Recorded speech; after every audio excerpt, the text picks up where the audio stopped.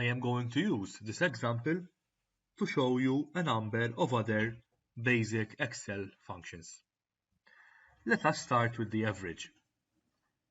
In mathematics, in order to calculate the average, we add up all the numbers and then divide by the amount of numbers that we have added up together. In Excel, we don't have to do all this because Excel offers us a function that will calculate the average immediately. In order to calculate the average, we have to use the average function. And to get the average function, first we have to select the cell where we would like to calculate our average, and then we can either get the average function from here or from the formulas ribbon, and you can click on the insert function, or on this button, the other insert function. Otherwise, we can get the average by clicking on this button and choose average, or otherwise we can just write the average formula manually using our keyboard. In fact, that is what I am going to do. So I have selected the cell where I want to write the average, and I'm going to write equals average. As you can see, Excel is suggesting the average formula. I'm going to choose it, and I am going to highlight those 3 cells in order to calculate the average. And as you can see, here we have our average mark. If we replicate,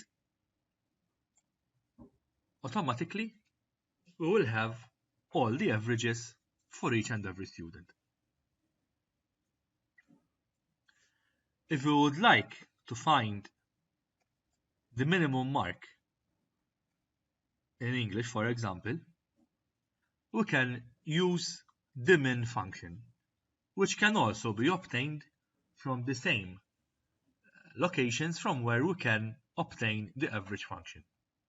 Otherwise, we can write the function manually ourselves by writing equals min, open brackets, we will choose the range of numbers that we are going to include in this formula. I will close the bracket and press enter.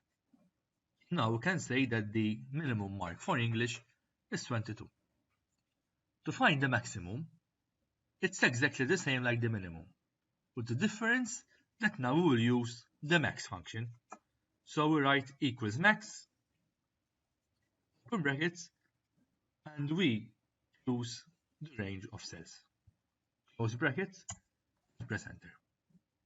Now in this case, we can say that the minimum mark obtained in English is 22, while the maximum mark obtained in English is 93. If we want to find the same minimum and maximum marks in the other 2 subjects, in Maltese and Maths respectively, we can highlight these 2 cells and replicate. Because, as I have already explained in my previous videos, the replicate function will do a lot of work for us automatically, and the replicate function will also make sure to update the cells being referenced.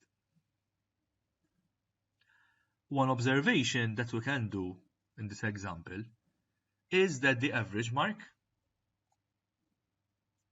is not as a whole number, but it is a number with decimal point.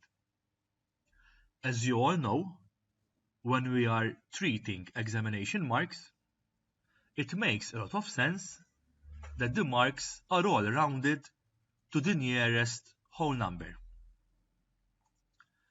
There are 2 ways of how we can do this. We can either do a cosmetic change to the number, or else we can do a mathematical rounding to the number.